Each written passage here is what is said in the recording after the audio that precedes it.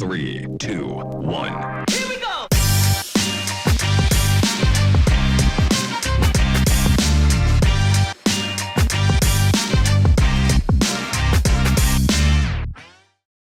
Hello and welcome back to a very special semifinals edition of the Texas Private School Podcast. As always, I'm one half of your hosting crew, Wes Tolleson, joining you from the heart of Dallas, Texas. My co-host Walker Lott joins you from beautiful College Station. Walker, fantastic week in private school football. Got to see a lot of action that I will jump the gun and say that I was right on here in the last couple of weeks. How are you doing, first of all? Secondly, your thoughts on the recent action in private school football? Yeah, it's been a good week. I'm excited for these matchups this week. It's going to be a fun one.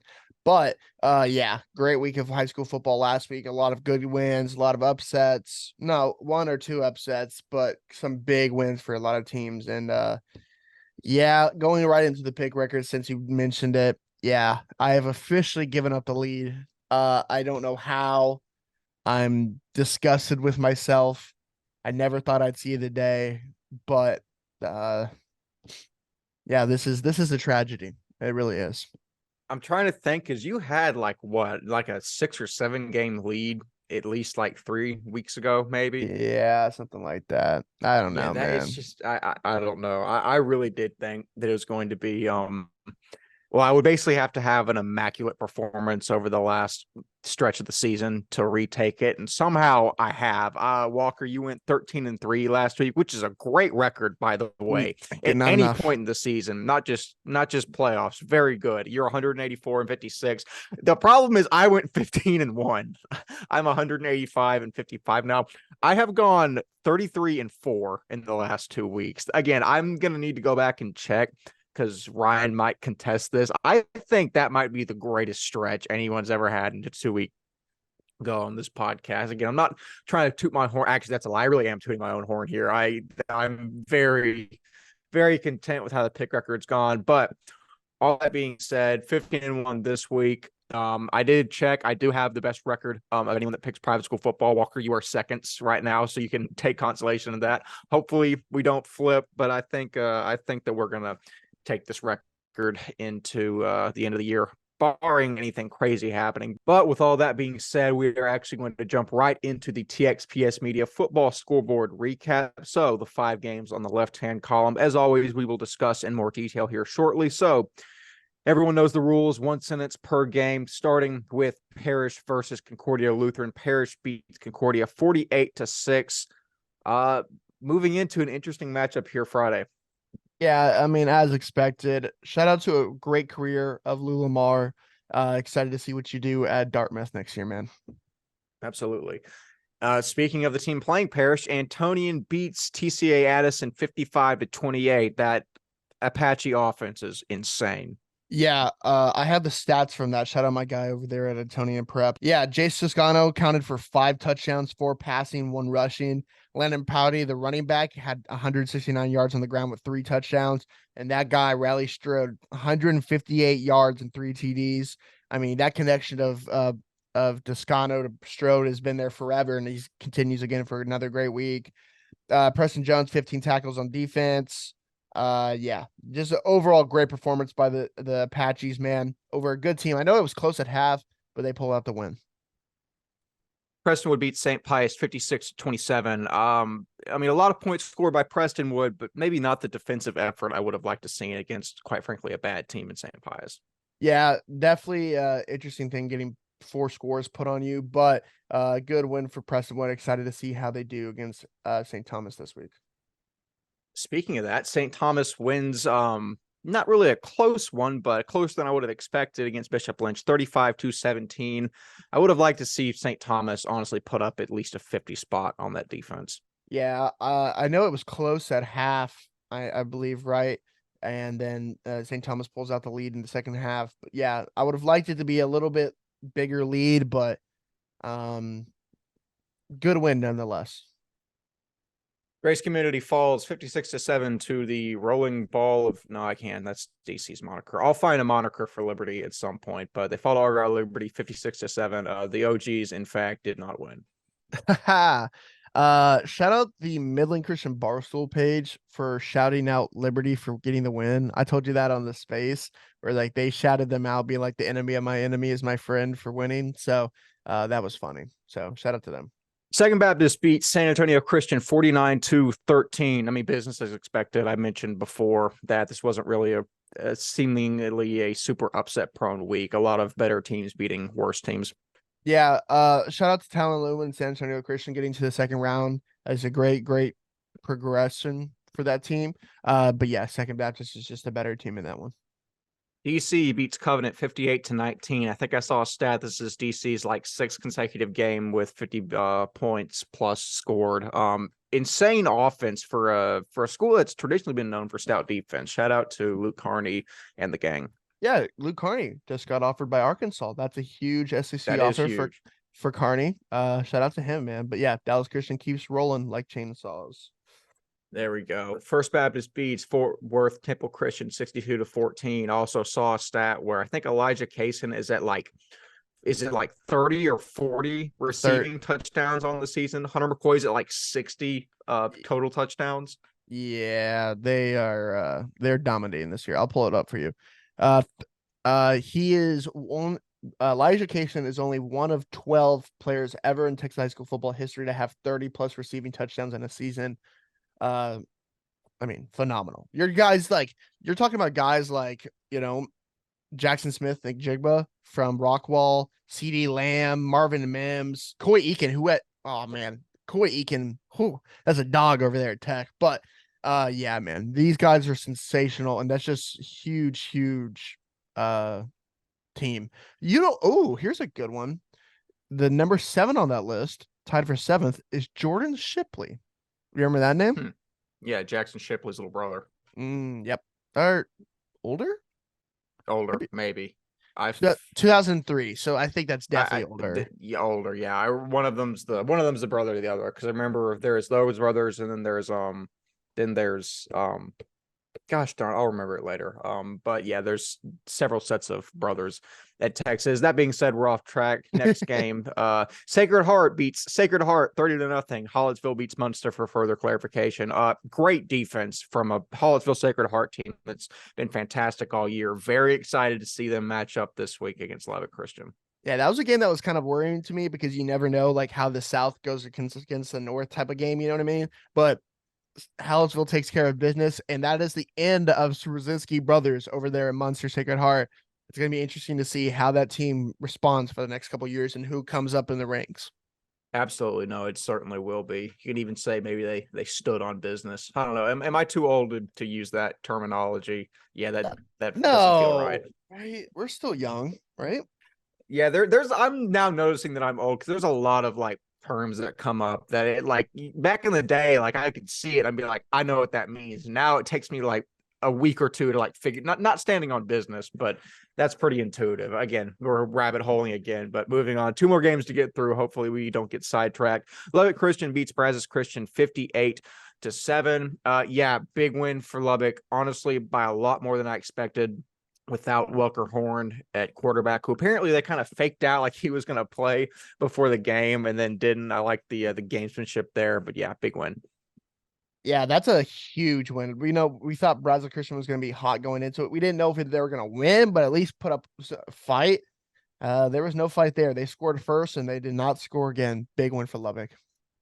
Absolutely. And the last game, Cypress Christian beats Bernie Geneva 55-6. That's a great win against a Bernie Geneva team with Jacob Rosensteel that I like a lot. And shout out to Cypress Christian, who great matchup this week as well.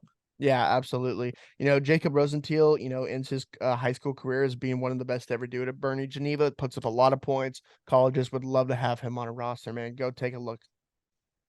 All right, so that wraps up the TXPS Media football scoreboard with all the games from last week. Before we jump into our detailed recaps, we're going to have a minute with the interns featuring Waverly West of Brazos Christian. So Here's Waverly. Hi, I'm Waverly West, a Texas private school media intern at a Brazos Christian school, and I'm going to be recapping Brazos Christian's loss to Lubbock Christian this past Friday. Brazos Christian and Lubbock Christian played in Brownwood, and this was in the regional round of the TAPS Division IV playoffs. Brazos Christian actually scored first, making the score 7-0 early, but then after that, Lubbock Christian scored 58 unanswered points, making the final score 58-7 in favor of Lubbock Christian. Lubbock Christian will now play Hallettsville Sacred Heart in the semifinal round of the playoffs, and Hallettsville Sacred Heart beat Munster Sacred Heart 30-0 to move on to this round.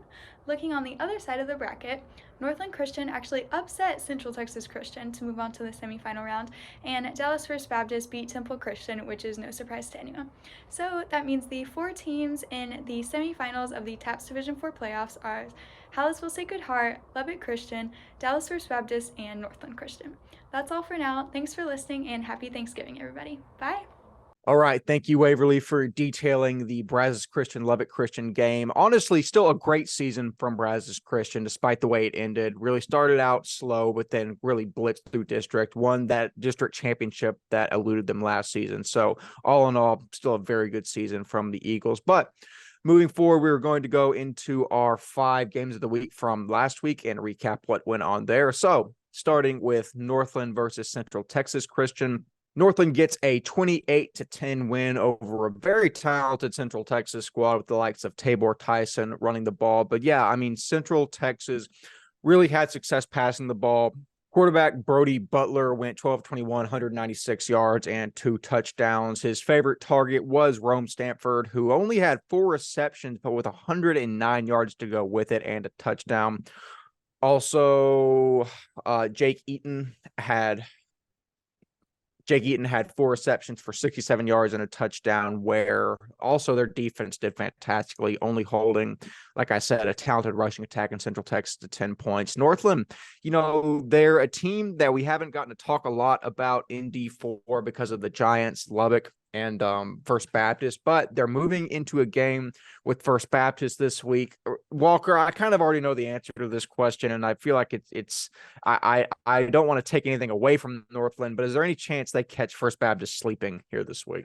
I mean, this Rome Stanford is that guy, and he probably is one of the most talented athletes that they'll see this year, First Baptist. So if he goes off, you might have a chance, but I mean, that offense for First Baptist is just unworldly. And even if you have a Rome Stanford playing DB, which is a great player, I mean, I don't know how much, you have 2 other guys you have to worry about, 2 to 3 other guys you have to worry about on that receiving core. So yeah, exactly. It's like First Baptist has like 5 Rome Stanfords running around, which is good, but yeah, it's even better than only 1. So yeah, but anyways, great win for Northland over Central Texas Christian as they advance to a semifinal matchup with First Baptist.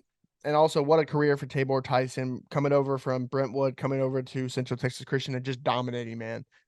What a guy. He'll definitely be in the MVP conversations for Division IV for our award show. But what a player, man. He did everything he could to get them to a state championship. It's just a little bit, just didn't got 2 games out of it, man. But yeah, shout out to him, man. What a career. Yeah, absolutely. Shout out Tabor Tyson. Fantastic career for Central Texas Christian. So moving forward, Bay Area versus Holy Cross in a great game. 4 of Gibby Alvarado's 9 completions go for touchdowns as Holy Cross routes Bay Area 66-6. Alvarado tossed 2 touchdowns to junior wide receiver Nicholas Hall, who had 95 yards receiving. Also, juniors Marco Gomez and Patrick Ortiz had 1 touchdown apiece, with Gomez scoring again on a punt return and Ortiz on a pick 6. Alvarado also rushed for a score, bringing his total to 5 touchdowns on the contest. So all that to say, we know how electric Holy Cross's offense has been. Their defense has been just as good, limiting Bay Area to 6 points. I'll ask a question. Could or should Holy Cross be the favorite moving into a game with Cypress this weekend, Walker? I'm going to say no, just because of history. History comes into this. But should Cypress be favorited massively? I don't think so. I think this is going to be a barn burner type of scoring. And as long as Holy Cross keeps up with Cypress in that running game, you never know. But I don't know if they should be favored just with history on their side, if that makes sense. Yeah, no, I agree with you. I don't, like I said, or like you said, I don't think it should be a steep margin, but I do think Cypress is probably a slight favorite here. I don't know. I've looked at transitive property of the teams, the common opponents these teams share, and we'll detail this more in depth in our preview, but it's going to be interesting. This is probably the game I'm second most excited for all week, but we will wait until our previews to get to that. So now we move on to Trinity Christian versus Grace Prep. And Trinity proves it really isn't that difficult to beat a team twice as they discard Grace Prep on their way to the semifinals. Quite frankly, this was the Eli Reeves show. The senior quarterback threw for 200 yards and 3 touchdowns and only 7 completions, rushed for 87, intercepted a pass, recovered a fumble, and tallied 26 tackles. Holy 26. cow. 2-6. One of the most insane stat lines I've ever seen. Honestly, ridiculous. And honestly, Wow. I don't think these stats are padded at all because I've seen Eli Reeves play last year. He's that kind of player. He's an absolute gamer. He just makes things happen wherever he is on the field. Yeah, all of that is just absolutely ridiculous. But in terms of other contributions, Bryce Hale and Joshua Marrero, something like that. Each had 82 yards receiving to go along with a touchdown. Have to give a shout out to Hub City Preps for the stats. Always a gold mine in terms of write-ups and statistics. So, Walker, I will end this recap with another question. Does this year's Trinity Christian Lubbock team have a better shot at DC than last year's? Intuition would tell you no, because last year had arguably the most talented player on the field from a collegiate standpoint. Marcus Ramon, they lose. However, this team seems to be faring better as a unit. Do you think this team has a better shot than last year's? So let's look at that, for example. What was last year? What was last year's? They won 35-0. Do I think that they can lose less than 35-0 or beat that? Sure. I think they could score some points on the board, but to say that they have a better shot of winning, I don't know about that. Do I think they can have that's a good point. I was going to say, like, do I think they can put points on the board with Eli Reeves at quarterback and a lot of other dudes around? Yeah, I do think so. But, we really haven't seen that defense come to life. DC's, defense come to life this year. And okay. And I mean, like I guess need to come to life. Yeah. Yes. Okay, I guess that's what I mean. Not like I'm glad I made you clarify that, because you were about to have a lot of DC fans in your mentions for that. You know what I mean? Like, they've just been solid. Like, their solid is only allowing people to score 7 points. You know what I mean? Yeah. But like when they're on their game, which I think this is a type of game that they're gonna have to be.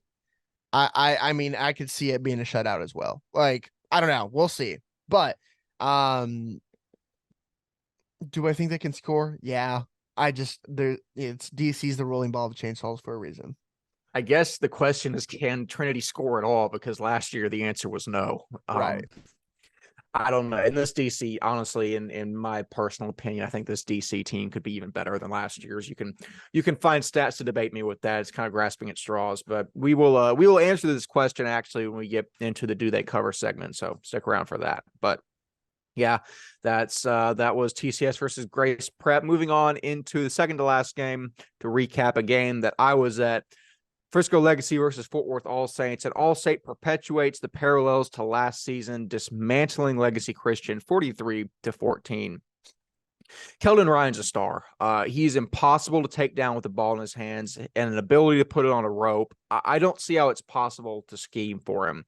He had 5 touchdowns in this affair, 3 rushing and 2 through the air. The 2 passing came courtesy of Kevin Doddard, who put on one of the more impressive performances individually I've seen this year, from taking a screen 55 yards to the house, to burning his defender and getting wide open for a Ryan bomb, to getting on a pogo stick to break up a touchdown path on 4th down. The kid's an absolute stud. I've also got to shout out freshman Timon Meeks and sophomore Dolph Rogers, both underclassmen defensive linemen, bench over 300. I think Meeks is at 300 and Dolph Rogers is at 315. Both are going to be elite players to watch as they get older. Dolph Rogers caught my eye. Dude, he's like a solid 300 pounds as a sophomore, which is wild, but also he just absolutely stuffed a run on either third or fourth down early in the game. Both those kids are good. Remember the names Timon Meeks and Dolph Rogers. But all that being said, Walker, All Saints really plays like All Saints here. I said a lot before the game. It was a question of which All Saints team were we going to get. We got the good one as they win 43-14. Your takeaways from All Saints handling business? I mean, that team's amazing. And I like the guys you shouted out with the headshots, because guys like, Meeks and Dolph Rogers are guys that are really, really good players. And Meeks has been a guy that I've known about since he was in middle school, just be on social media, and now he's helping out as a freshman. Same with Rogers. I saw him at a SES game one time, I believe.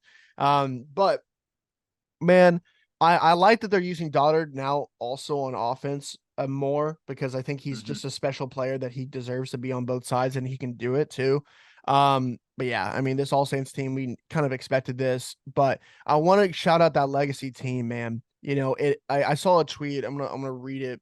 Their senior class, freshman year, they had a pandemic, 3 wins the sophomore year and junior year. And then they turned it all around their senior year because buying into a new coach, a new culture, and went 10-2 with a district and area championship. That's insane, man. I want to shout out that senior class, because that's something that should not be understated, because that is just phenomenal job by those seniors to lock in every single year and buy into a culture in 1 year. It's what you would want in a group of guys, and they should be proud. So shout out to them, man. Yeah, absolutely. I had a blast covering them the last 2 weeks, and they were also incredibly appreciative. I've got tons of nice messages and thank yous from players and parents. Really is a squad that does it the right way. And with Doug Hicks, they're going to be trending in the right direction. Big fan of Legacy Christian. So shout out to both squads there. All Saints moving on to the state semifinals. But Walker, we've got one more game to recap, a game that you were on site for and also picked in correctly. I have to, let you hear about that. Regents versus Fort Bend. I was kind of, I was speaking about that. I was glad I didn't get chirped enough. I didn't get really chirped at all. Everyone at Regents is very, very nice, and I didn't get chirped at all, which I thought I was. I think luckily I kind of put like a little parameter into the game, which I'll talk about in a second, of like, if this happens, it will be a long day, which we're getting right into it. What a game for the Regents. Getting revenge on last year about a, heartbreaker loss last year. And for Regents, I said on the pod, like I just mentioned, if they were able to stop the run for Fort Bend, it would be a long night for the Eagles. And that's exactly what happened. Regents won this game defensively. Fort Bend might have never crossed half field in any of their drives, honestly. Like, the defense just came to play. So shout out to Jacob Wilburn, Jack Burkle, Hudson Powell, Charlie Griffin, Shane Verdick, and Drew Novy, a sophomore who really stood out to me. And the rest of that Regents defense. Offensively, Quinn Murphy looks light years ahead of most sophomore quarterbacks I've ever seen in the state. And, and his connection with 26 wide receiver Blake Smith, who's a dog, and also Hudson Powell stood out. The star of the show offensively was probably 24 running back Chili Sayer. I got you. The running back is one of the toughest runners in the state, and also standing at 6'1", he's able to outrun you with like 4.5 speed and also run through you, which is honestly whatever is easiest for him. Definitely an underrated back in the state. I think we need to talk about him more when talking about running backs and say he's a dog. But the guy who I just stands out every time you watch him play is Hudson Powell. He's probably the hidden gem in the state. He stands at 6'7", 82-inch wingspan, and runs a 4.53 40.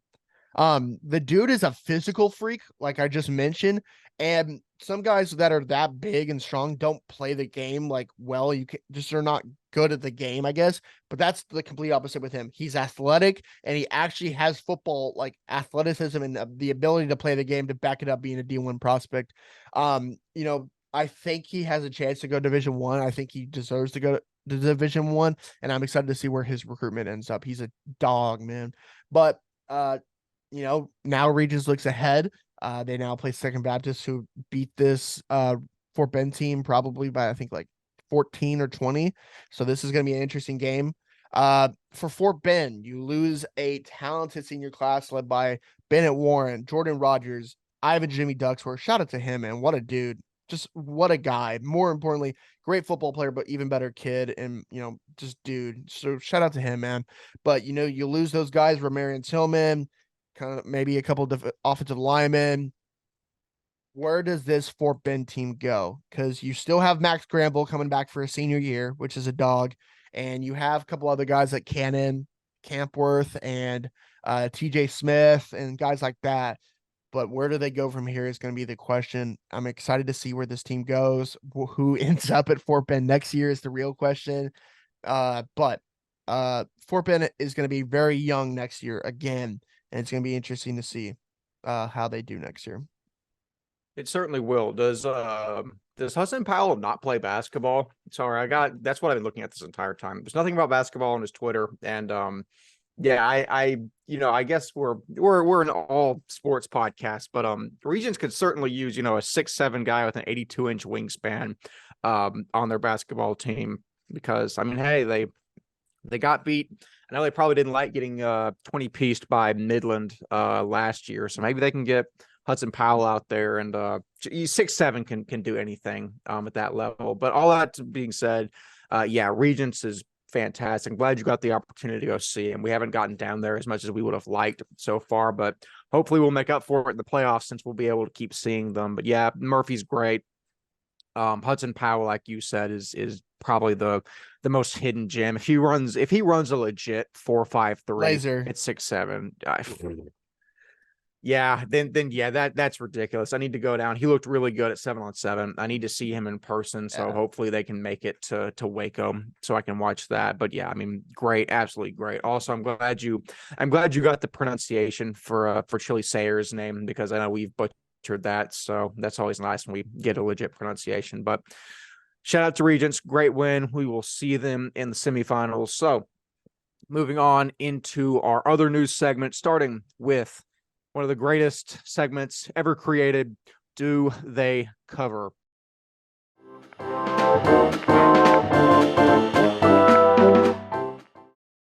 So, beginning with Dallas Christian, the team that really initiated this entire segment.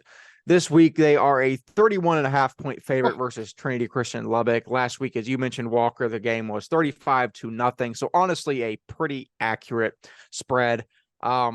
Yeah, disrespectful. Any spread this high in the playoffs is pretty disrespectful, especially in the semifinals. I'm going to take DC to cover, however, a 31.5-point spread. I think I will too. I think I have to. You have to. Again, they won by 35 last year, so technically this is an improvement. Their Massey Ratings is viewing this as an improvement for TCS Lubbock. Also, disclaimer, yet again, every episode, we don't make the spreads. Computer generated. Don't chirp us if you cover. Don't care. Just reporting what I see, the numbers. Moving on, does Parish cover? This week they are a 34.5-point favorite versus Antonian. Absolutely wild. I'm going to say they don't cover that. I love this Antonian offense. We've also seen, which I'll speak on this point later, Parish's defense really has taken a step back when we saw that Prestonwood put 40 on them. I think Antonian can do something similar. I don't think Antonian's going to score like 35 and Parish is going to score like 70. I just don't see that happening. But I think Antonian covers is a long way of saying that. Yeah, I agree. I think Antonian covers that spread. 35 is a lot. That is a lot of points. Moving on. Does Liberty Christian cover this week? I'm not going to talk about what they did last week because that hurts my feelings. This week, they are a 27.5-point favorite versus All Saints. This is really, really interesting to me. Let me see. They lost. Let me see what they won by. Oh my! It was like 40 something 20, right? Something like that. Yeah. So it was close to that, but remember, it was a 5-point game going to the fourth quarter.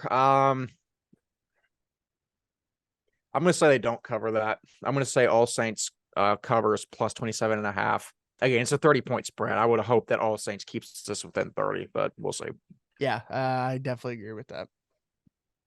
So last but not least, Division 4, does Dallas First Baptist cover? They are a 20.5 point favorite this week. I'm not going to lie to you. For some reason, I didn't put down the team they're playing. Northland. Northland, they're a 20.5 point favorite versus Northland this week. Yeah, absolutely. I take this number as high as 50. Dang. Yeah, probably so. Yeah. I mean, it's Northland. I mean, what do you expect? Sorry, it is not. It's First Baptist. Wow. Sorry, that was off. Wow. I meant it's First Baptist. Apologies. Sorry, I haven't had as much coffee as I normally do at this point in the day, and it's showing. But yeah, so those are our picks on the Do They Cover segment, and it gives us a great opportunity to go into what is really my favorite segment, the game previews. But not before we hear a word from our fantastic sponsor, High Point Signs and Apparel. Listen, we're both wearing the shirts. Like I said, I'll put this up against anything you've ever worn. This is the most comfortable shirt you will have in your closet. The hoodie too. Ask the guys that wear them. This is all made possible by High Point. They did a fantastic job taking the vision we had for our apparel line and executing it. There was no hangups. There was no hassle. They're pros at what they do. They don't miss deadlines. They provide exceptional customer service. They will meet or beat any price. They also create online stores that can provide your employees with apparel, or they can be profit centers.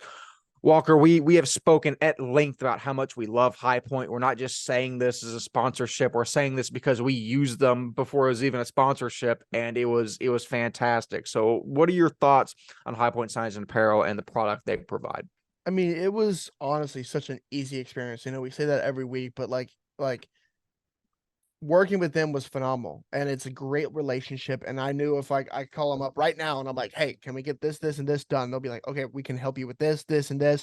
The people we worked with, the design and come up with the graphics on the shirts were phenomenal. You know, not only did we have the shirts that we did this, we had the shirts that we did for the TXPS quarterback retreat that were also phenomenal. They were just phenomenal to work with. They're the best of what they do.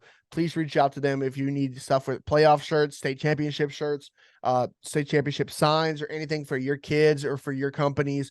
Go reach out to High Point Signs and Apparel. They're easy to work with. Absolutely. So go check out High Point Signs and Apparel. The link to their website is in our show notes. Click on that, schedule a consultation with them. They're fantastic. We cannot sing their praises enough. So thank you again to High Point Signs and Apparel for sponsoring this episode.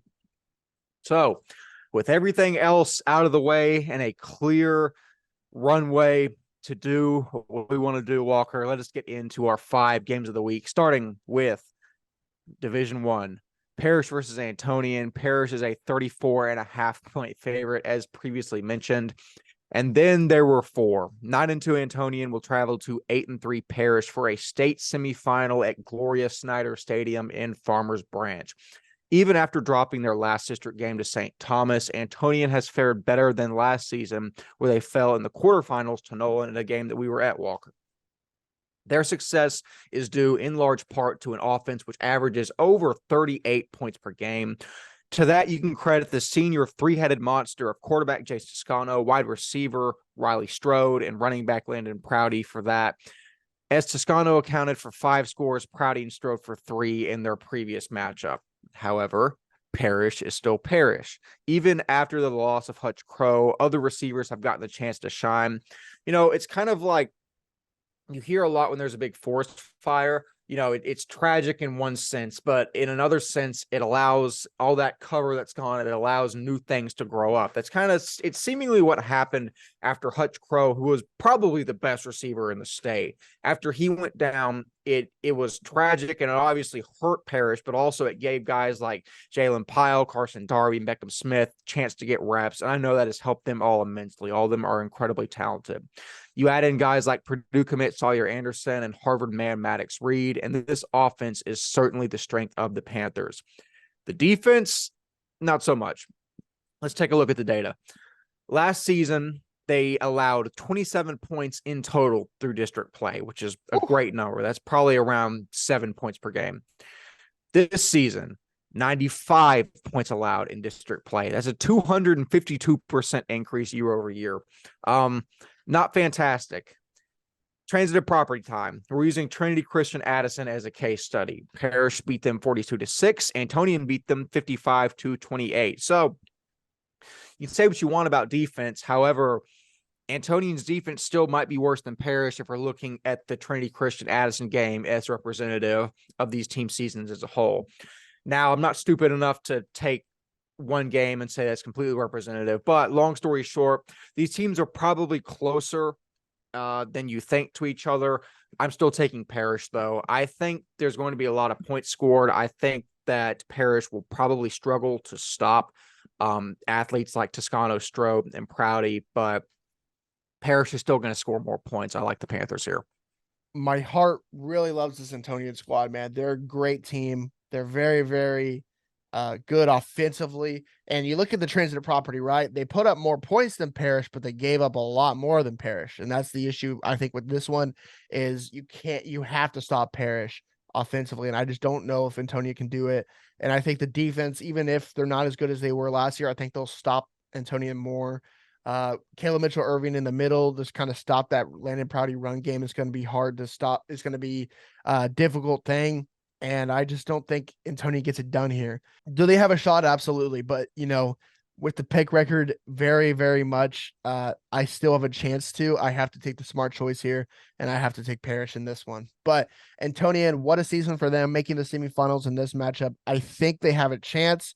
And hey, respect is earned, and if they can keep this close, they have earned the respect of all of Taps in this one, man. That San Antonio squad is going to be the real deal if they can keep it close.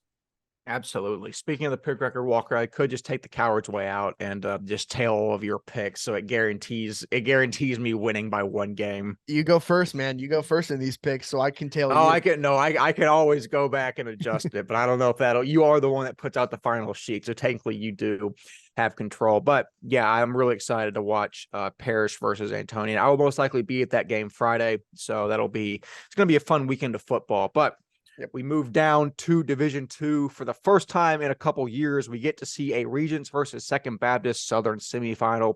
Regents is a 6.5 point favorite in this one. Walker, you know how many points Regents has allowed in their last 5 games? Talk to me. How many? 7. 7. Oh. Only, they've had 4 shutouts, and TWCA scored a whopping 7 points in that playoff game. Listen, we'll get to their defense later, but like I've said on the space, your eye is caught by talent like Quinn Murphy, Hudson Powell, Jackson Smith, Chili Sayer, etc. I think the defense could be the strongest part of this Regents team. And you can say they play in District 3, which is absolute horse water, but we'll see in the playoffs when they stack up against real competition. But that being said, sophomore blue chip quarterback Quinn Murphy throwing to 6'7" Hudson Powell really shouldn't be allowed, but maybe it averages out, tossing it to Blake Smith. Both guys are fantastic receivers. Senior Chili Sayer toting the rock makes for an offense that has been unstoppable up to this point. So, like I said, we will circle back to the defense. Wilburn, Charlie Griffin, Jack Burkle, all these guys anchor a unit that has locked down District 3. This ain't District 3 anymore. Second has emerged in a big way following a sluggish start to the season. Nebraska commit J.D. Crisp and sophomore standout Cannon Toome have led the Eagles to a state semifinal and certainly would like a happier ending than last year, but I don't think they're going to get it.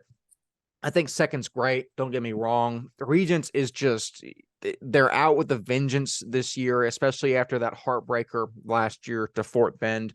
I do think the South is going to start running through Regents again after a short hiatus. The culture's too good. There's too much talent on both sides of the ball. Yet again, the only knock I could see here is District 3 is considerably worse than District 4, but Regents dominated it nonetheless. There wasn't even a close game in there. All that to say, I like Regents. I like them to cover 6.5 point spread.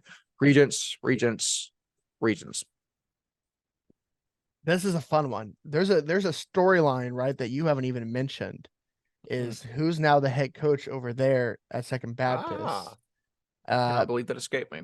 Yeah, Beck Bryden is now the head coach over there, and he basically started the football program over there at Regents. These are two teams that are very familiar with each other. They've faced each other many of years over time, and it is going to be interesting to see how this goes down. Second Baptist is a much better team than Fort Bend. When Fort Bend played them last, they won by, I think, like 14 to 20. And I think this is a better defense than Regents faced last week, which, not going to lie, Regents kind of struggled against that Fort Bend defense. They had to rely on some trick plays to kind of get the scores on the board, but in the end, they still won. Do I think this Second Baptist defense can stop, this Regents offense enough to have them a chance? No, I don't think so. I'm going to take Regents in this one. They asked me not to pick them, to give them motivation.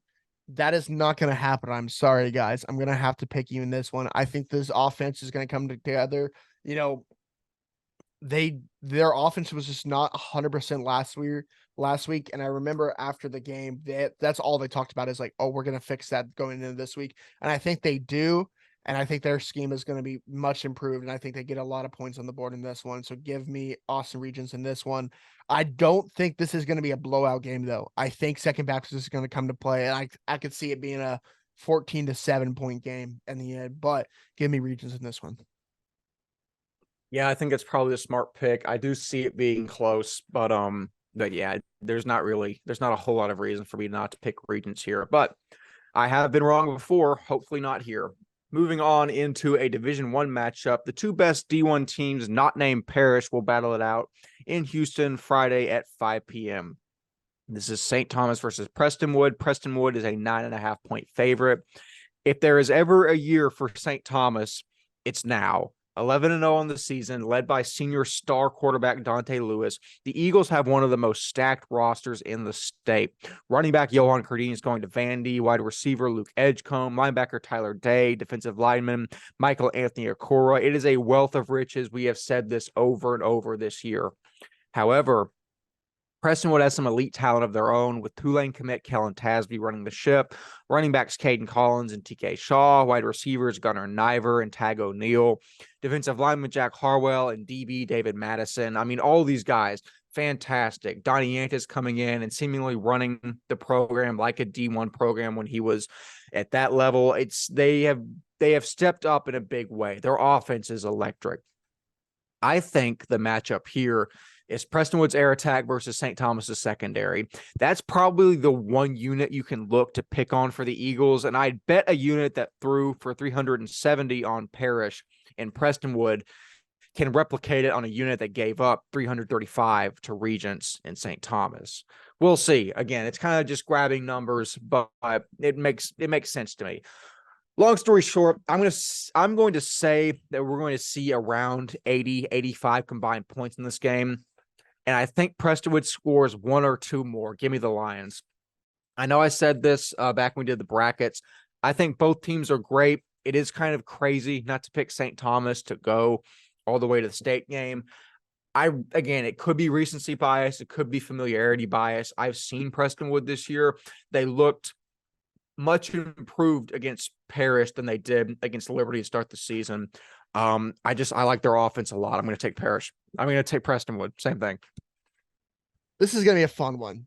Like you mentioned, this is a staple because I don't remember the last time a Division I team in the South has won a state title. That's before at least I was in high school. Oh, yeah. Houston St. Pius had a chance with Grant Gunnell back in the day, and I think that was the most recent chance they had. Since then, it's been a kind of rough years for the South, just not competing well. And this Houston St. Thomas team is the best chance for them to have success against the North. And it comes down to this Houston St. Thomas team. There's never been a bigger fan about the St. Thomas team than me. Johan Cardenas is going to Vandy. Michael Anthony Okura is going to Cal.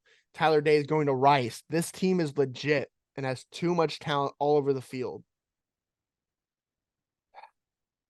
But you make a good point. Prestonwood has been that team forever. It is the team that with Kellen Tasby has gotten better every single week, competed well against Parish, and guys like David Madison are going to have a great time against guys like Luke Edgecombe and Larry Benton. Those matchups are going to be fun to watch. A guy that you didn't even mention that is going to be a key piece for this Prestonwood team is going to be Hudson Lunsford. If he's able to stop Johan Cardenas in the run game for St. Thomas, this could be a rough day for St. Thomas. But one guy Prestonwood does not have, and I've said it forever, is Uno. Dante Lewis is one of the most explosive athletes in the state. He makes everything happen, and until he's out of college and out of high school, I will always ride with him. Give me St. Thomas. Give me the Eagles. This is a game that this is make or break for the South and all of Houston against in Division One. If they can't get it done here, then it's going to be a rough couple years again for for Division One teams in the South. Man, they're incredible. They will see this game. I really do think so. The combination of Johan Cardenas and Dante Lewis. It is the best combination in the state. They're insane, and I think they get the job done here. Give me Uno, give me 2-3, give me St. Thomas in this one. Yeah, it's certainly going to be interesting. I think this is due in large part to the fact that one of us covers Dallas primarily and the other covers Houston primarily, but it's going to be fun. It may be a little bit of bias and rationale in me that I think that the D1 championship still, it will, in my mind, it runs through the North until it doesn't. But this is going to be a great game for St. Thomas to prove that it doesn't. And I'm not coming out. I personally do think from a numbers standpoint, St. Thomas should be the favorite. I don't think Prestonwood by 9.5 makes a lot. I think St. Thomas should be a 2 or 3 point favorite. But all that to be said, it's super interesting. I'm very excited to see how this one goes. I will be at this game. I'm driving down. Thanksgiving is Thursday, and I'm driving down from Fort Worth all the way to Houston for this game on Friday. So I'm excited for this one. It's just this is a game that has so many implications, not just for this, but for how the landscape of private school football is going to be and change for the next couple of years. If St. Thomas gets it done, the South has respect in Division One. They finally do. If they don't, another couple years of just saying, all right, we can never trust the South in Division One. Yeah, it'll be a sticking point for sure, but we will see when those two teams play. Moving down to Division 3, we have Holy Cross versus Cypress Christian. Division 3 state finalist will be decided this Friday in LaGrange. Listen, Cypress has been elite this entire season. They haven't had a single loss to a private school and a convincing 10-point win over SPC state finalists Houston Christian. Cypress combines an electric rushing attack with a stout defense to create arguably the best squad in Division 3. John Kelly is a large reason for this. He's a home run threat every time he touches the rock. He really is the lifeblood of this Warrior squad. So, counting district play plus playoffs, Cypress has averaged 50 points per game and 3 points allowed per game. That is insane. However, Holy Cross might be one of the most underrated teams in the state. In the same metric, district play plus playoffs. They have just keep in mind, Holy Cross Cypress Christian averaged 50 points per game. Holy Cross has averaged 67 points per game and 8 points allowed per game. 67 points per game in district plus the playoffs. They scored 66 in their last game against a good team. Wow. Gibby Alvarado has been elite on the year, and two-way stars Marco Gomez and Patrick Ortiz have Holy Cross in a position to advance to an elusive state title appearance. The key to this game is a simple one. Can Holy Cross stop the run? I don't think so. But I think they scored just enough to win the game. Listen, I've died on the Holy Cross Hill several times. I died last year on the state semis, and they almost took that game. Listen, Cypress is fantastic. Holy Cross does not get the love they should. They are blitzing. They are destroying. They are kicking teams into the dirt. Will they do that against Cypress? No, they're not going to come out and kill them.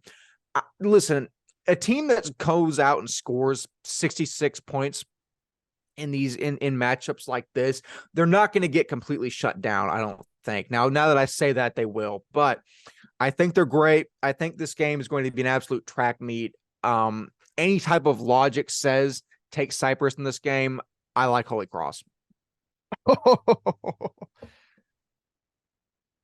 I did not expect that. I did not expect that.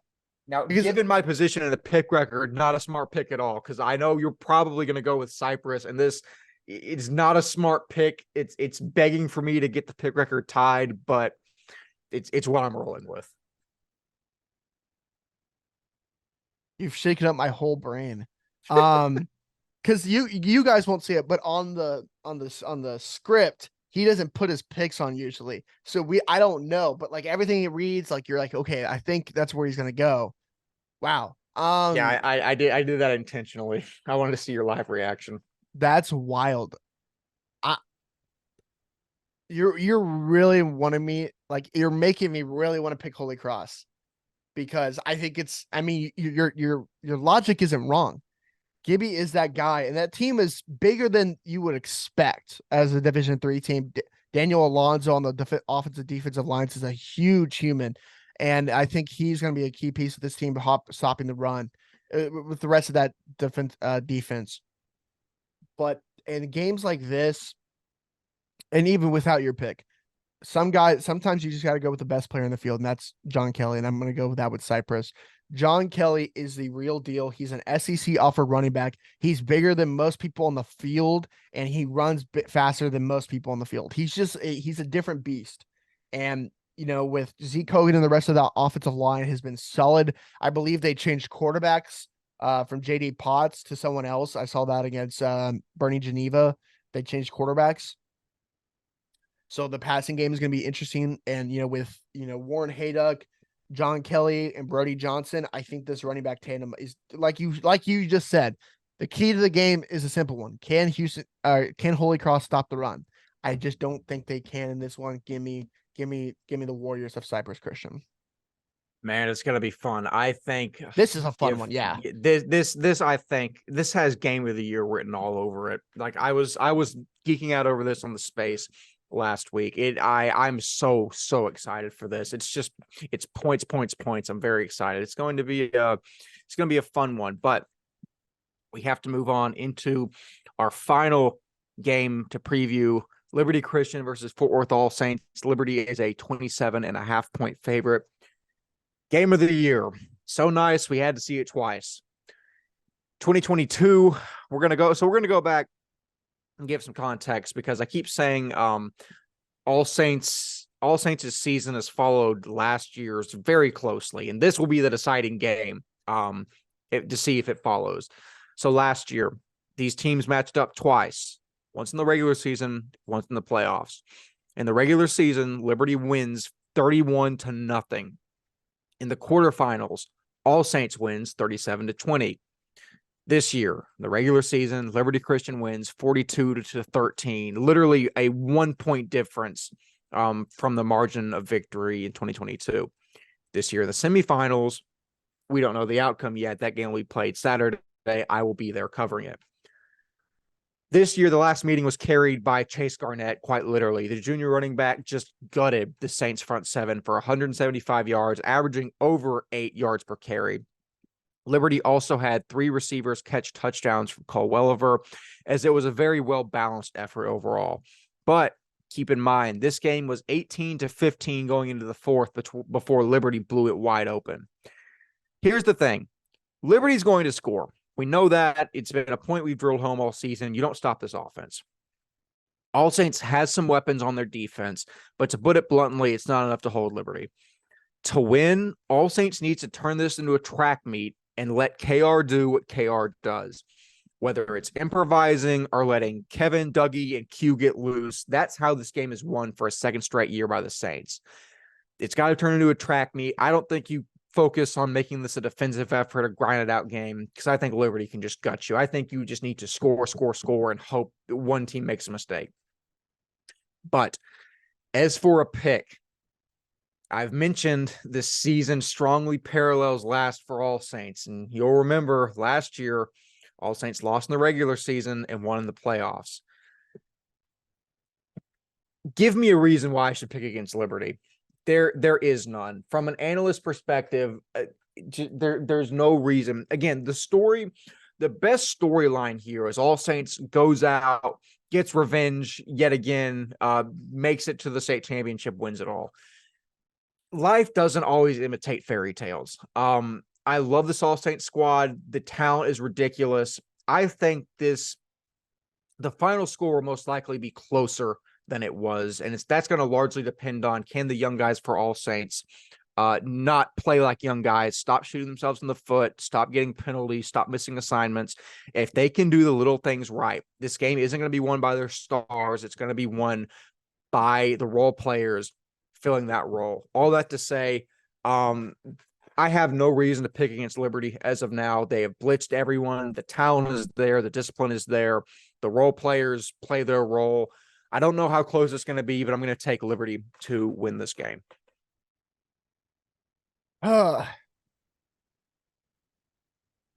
This is fun. This matchup is, probably the best matchup in all of private school this year. Talent wise, these teams are going to have everything on the line to get to a state championship. Man, you talked about it, right? How being an analyst, you can't fall into the trap of the fairy tales and all of that. And that's exactly what I'm going to fall into the trap to. I'm going to pick All Saints in this one. I'm going to go with the 8-1-7 in this one. Pick record. I need a turnaround win. I need one. And I think this is going to be the one to do it. Keldon Ryan is that dude. And if Keldon Ryan and, Dougie and Kevin and Q can get loose, like you mentioned, I think they can do it. They have to score with the best of them. They cannot stop scoring. They cannot make dumb penalties. So please don't make dumb penalties. Do what you need to do and make plays. I think they're gonna find a way to do it. There was a chance before that fourth quarter that they were gonna win that game. I think they can do it again. I think they can keep it close. The defense is gonna come to play. I think Alston's can do it. Do I think it's gonna be like a blowout win? No. This is gonna come down to like a game-winning field goal, and I'm just gonna hope my luck is on the right side of victory. So. Man, that's not what I expected. I really didn't think you were going to go with Liberty. Dude, it's going to be, from a talent standpoint, it's going to be the best game we've seen all year. Outside of Liberty versus All Saints Part 1. But I do think this one is closer, like I mentioned. It's going to be fantastic. Also, I don't know if I mentioned up to this point, I'm going to be at this game. I can certainly tell you we're going to be before the game. The All Saints Letterman's Association has a fantastic tailgate before every game. They're going to be in the southwest perimeter of the Gaylord parking lot at the Star. One of the best hamburgers I have ever had. Sadly, not going to be any hamburgers at the tailgate, but they're going to be Texas cheesesteaks, which honestly, it might just be because I haven't eaten in a while. My mouth is watering just hearing about that. I'm very excited. So I'm going to be there. They're all going to be there. Just go for the sake of getting a cheesesteak, if nothing else. No context I'm sure he'll probably be there and he'll review the cheesesteak. So keep an eye out for that. But shout out to the All Saints Letterman's Club. They have been fantastic to us. And I'm really just looking forward to a cheesesteak, if nothing else. But that being said, Walker, that is the final game that we have to cover in depth. So let us just take half of a second and pick the final 3 games that are remaining. I'm digging through the brackets to look. So we covered all of D1 and D2. Yeah. So the 3 games, you ready for this? Well, I have them up, so I'm just going to say them. Yeah. D3, TCS Lubbock, Dallas Christian, Graham, Texas, Saturday at 6. We already kind of mentioned on the spread. I mean, Dallas Christian is going to win this one, rightfully so, and kind of cement themselves as the best team in D3 going into the state championship. Chainsaws. Next game, Hallettsville versus Sacred Heart versus Lubbock Christian, which I wish we kind of talked about this a little bit more because this could be interesting. It could be really interesting. The best team in the South comes up against the second best team in the North Friday at 2:00 in Dublin, Texas. Do you think Hallettsville Sacred Heart can take on the upset of Lubbock Christian? I think it will be close. That defense is fantastic, and Lubbock makes me a little bit nervous seeing how badly they got stuffed without Welker against First Baptist. I like Lubbock Christian. I'm still going to take them. Nick Angerstein is great, but I think Lubbock has had enough time to play with Luke Lee at quarterback to where they've kind of figured out who they are with him at the helm more so. I don't know if Welker is healthy enough for them to trot him out there and pretend like he's going to start. Maybe again, the information we got is he's out for the season. However, maybe he might be good this week to go. I don't know. Long story short, Lubbock Christian. I think this is going to be closer than usual games for Lubbock Christian, but I'm going to take LC. I think Hallettsville's a solid squad. Brady Haas, Hudson Kutak, and also, of course, Nick Angerstein, which, hey, if you're still listening, Nick Angerstein, our great intern, Waverly West, is going to be writing, should be already posted an article all about Nick Angerstein and his journey. So definitely go read that. It's an awesome article by her. Shout out to her. But I'm going to take Lubbock Christian in this one. But I think what a season for Hallettsville Sacred Heart, undefeated going into this week. I just think Lubbock Christian is a little bit of the better team. Now, final game of the thing: Dallas First Baptist, Houston Northland, Robinson, Texas on Saturday. I think in the evening. I will be at this game on Saturday. Actually, I'm going to go doubleheader. Are you doing a game on Friday? Yes, I'm going to Parish on Friday. Okay, cool. So at the end of it, so you have First Baptist points. We're into Northland team that's been underrated. Rome Stanford. We already kind of talked about it earlier. Do you think Rome Stanford and the Northland Cougs have any chance in this one? You know my answer to this question. I don't even feel like justifying this game with a response. First Baptist is going to win by a lot. Yeah, I'm excited because I'm excited for this matchup because I haven't seen either squad yet this season, and I'm excited to finally go watch them and see how you're in for a treat with First Baptist. That team is fun now, and also if Rome Stanford can get loose for Northland, that's actually going to be a really fun game to watch. I'm excited to see how much like he's improved from his freshman year to sophomore year, because he was just a bigger guy than everyone else his freshman year. But if he's catching balls like this, where he's going for 109 yards a game, like it could be a good one for them. So I'm excited to see him. Added point to First Baptist. Mark Rayson, probably the most fun player I watched on First Baptist, whether he's running with the ball or it's just watch for anyone they give the ball to on Northland, and then just watch Stanford or watch not Stanford, watch Rayson just track him down like a heat-seeking missile and just destroy him. He's a fantastic player. Question, okay. We're going to talk about this for a second, okay? Sure. Because it's not technically UIL, but it deserves to be mentioned. This is the last point we'll make about this game. Elijah Kaysen, right? 30 touchdowns to tie Marvin Mims, who had one of the greatest high school football seasons ever, had 32. CD Lamb had 33 and Jackson Smith had 35. The next two are 37 and 39, which I don't think are possible. But do you think he could get up to 5 touchdowns and tie Jackson Smith in 2 games left in the season if they make it to the next round? Yes, absolutely. I think relatively easily. I think so too. I think he has a chance to be one of the best statistically high school football players ever in the state of Texas. He's so good, dude. The question is, who are we going to put for MVP? Are we going to put him or Hunter McCoy at quarterback? That's the only question in the division. So, but yeah, that's my pick as well. I think Northland has a chance. I just don't think it's enough of a chance to compete with First Baptist. Do you? First Baptist to give me the win for them. It's going to be an easy win. I feel bad. I know Northland's a great team. I love Coach Allen and their squad. Yeah. Their social media is fantastic as well. I don't like playing the hater, but it's like playing Parish every other year. Like it's kind of like, okay, it's Parish. You know what I mean? It's just that's how good this team is in Division 4. So exactly. No, they are the Parish of Division 4. Yeah, I honestly, it's almost closer to the DC of Division 4 with how badly they've beaten everyone. But that being said, yeah, that actually is all of the games that are going on this weekend. Happy Thanksgiving as well.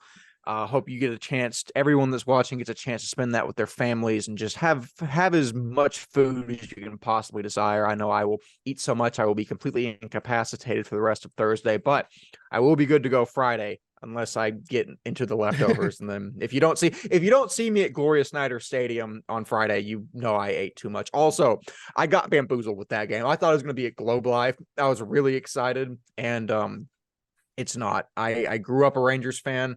I've wanted nothing more than to cover a game in Globe Life or Old Ranger Stadium for like the last 3 years since we started this. So that's my small rant there. But Gloria Snyder Stadium's it's fine venue to cover a ball game. I think UIL took the Globe Life this year. I think that they have a triple header there.